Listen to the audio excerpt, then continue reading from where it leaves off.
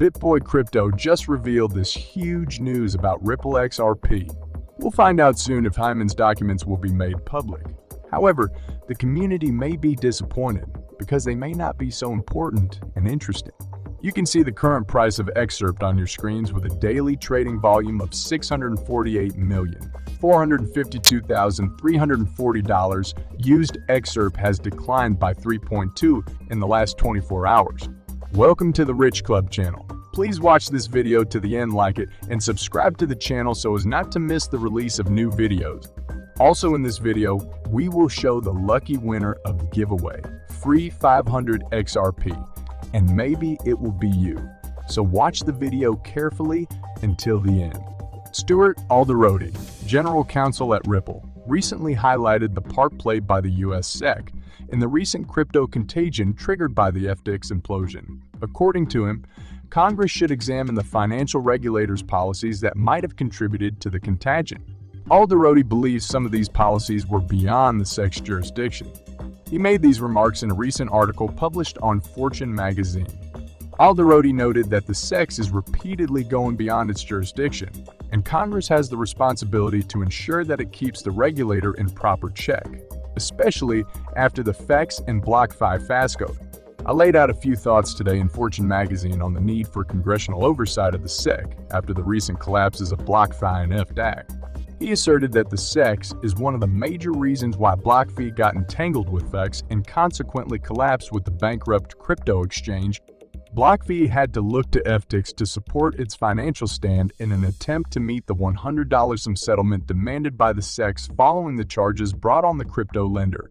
Alderoty had made similar claims last November. Due to its resulting relationship with FTX, BlockFi filed for bankruptcy 2 weeks after FTX, citing its exposure to the exchange as the major trigger of its liquidity crisis.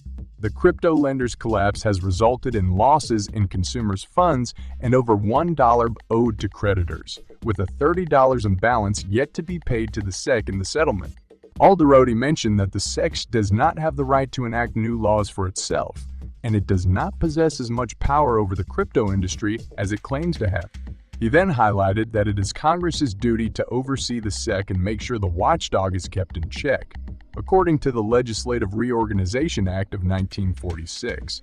The California-based lawyer pointed out the fact that the SEC's policies in the crypto scene have been frowned upon by several pundits and consumers within the space, asserting that the agency has more interest in exercising its power than adhering to sound policy.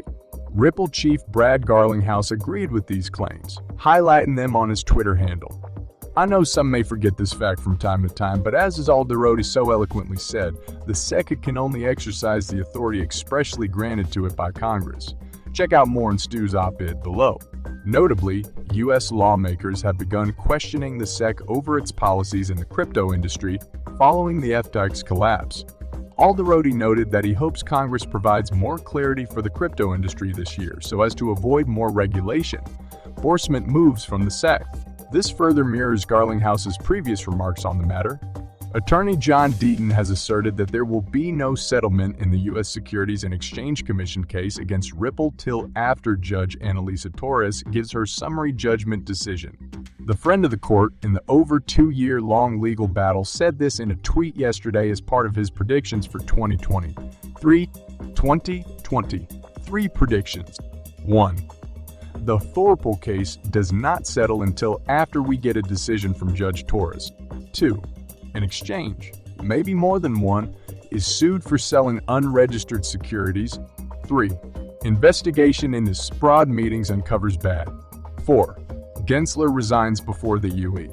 Elaborating on his prediction, Deaton explains that both parties could enter an out-of-court settlement after the court ruling to stay a potential jury trial and potential appeals.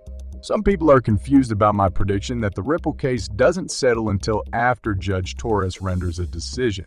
A settlement could occur, after which would eliminate any potential jury trial and also eliminate any potential appeal.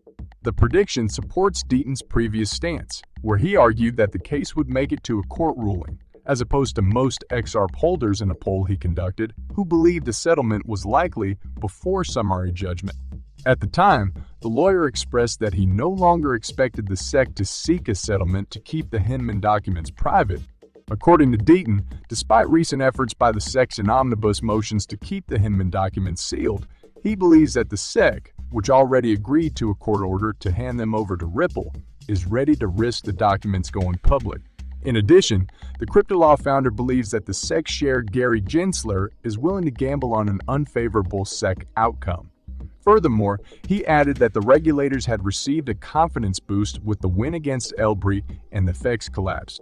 Notably, Deaton believes that the ruling in the SEC case against Ripple will be the only clarity the emerging markets get until the next poll. He said this in light of the negative sentiment toward crypto in Congress and the House's polarized nature that makes it less likely to pass many bills.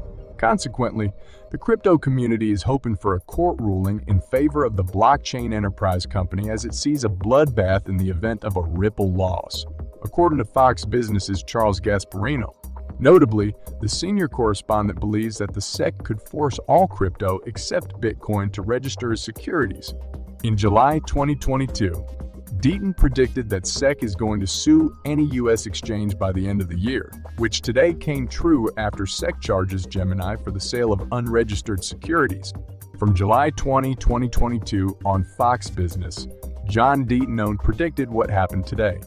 The SEC's recently filed lawsuits against Genesis Trading and Gemini for allegedly engaging in the sale of unregistered securities.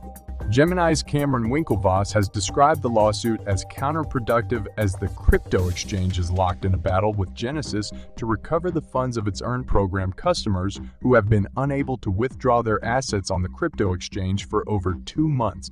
Notably, as part of its Earn program, it loaned customer funds to Genesis to earn yield. However, Genesis, faced with a liquidity crunch, has paused operations. Hyman's infamous documents and emails related to his speech were one of the most discussed topics in the lengthy U.S. SEC's lawsuit against Ripple. After the court repeatedly ordered the SEC to hand over the documents, and this finally happened, the commission does not want to make them public. Lawyer Jeremy Hogan said that the XRP community will soon learn about the court's decision. Will the SEC court force Hyman's emails to be published? We should find out very soon. Recall that the SEC, in its consolidated petitions filed on December 22 last year, asked the court not to allow the publication of disputed documents. The regulator claims that they have nothing to do with the court's decision in the simplified procedure. In addition, the SEC repeated the claim that they are protected by attorney-client privilege and that their disclosure will affect the openness of future discussions of SEC policy. In Ripple's response yesterday, the response stated that it relied on Hyman's documents in its petitions for a summary judgment, hence arguing that they could be taken into account in a summary judgment. Although the company acknowledges that Judge Torres previously stated that they may not be related to the court, this was before the court had access to the documents and the opportunity to learn Ripple's opinion about them. In addition, Ripple claims that the documents are court documents even if they are not taken into account in the court's summary judgment, and therefore should not be sealed, except for the most compelling reasons. Ripple claims that the SEC failed to fulfill this condition in its move. In addition, the defendants note that historically courts have rejected requests for secrecy after ruling that attorney-client privilege does not protect documents. In response to questions about when the community can expect Judge Torres to make a decision on the fate of the disputed documents, Hogan noted that so far, the judge has been quick to make decisions on the secrecy of petitions. The lawyer meant a time window of a week or two, depending on the priority. The judge has so far been very quick to rule on sealing petitions, I think within a week or two and at least once even faster. It should be noted that Hyman's documents relate to emails and other communications from the U.S. Securities and Exchange Commission related to the draft of Bill Hyman's controversial speech in 2018. The then SEC Director of Corporate Finance publicly stated that Bitcoin and Ethereum are not securities. Since Ethereum also had an initial coin sale, Ripple's lawyers decided to understand why the SEC treats XRP differently. However, the SEC strongly resisted these efforts, arousing great public curiosity about its content. Recently, lawyer John Deaton suggested that Hyman's documents were not the irrefutable proof that the XRP community considered them, citing Ripple's rare references to them in its material. He suggests that although the documents may speak of the sex's malicious intent, it is now likely that XRP was not mentioned, unlike previous suspicions. However, community members are still interested in the content of these emails and believe they have the right to see them.